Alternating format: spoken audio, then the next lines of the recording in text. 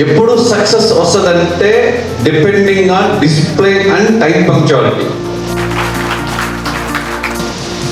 మరి మనమే వచ్చి ఆ టెక్నిక్స్ నేర్చుకోకపోతే ఎలా? Good afternoon. 2 వారాల్లో 44 క్లాప్స్ అంటే it's not a joke sir.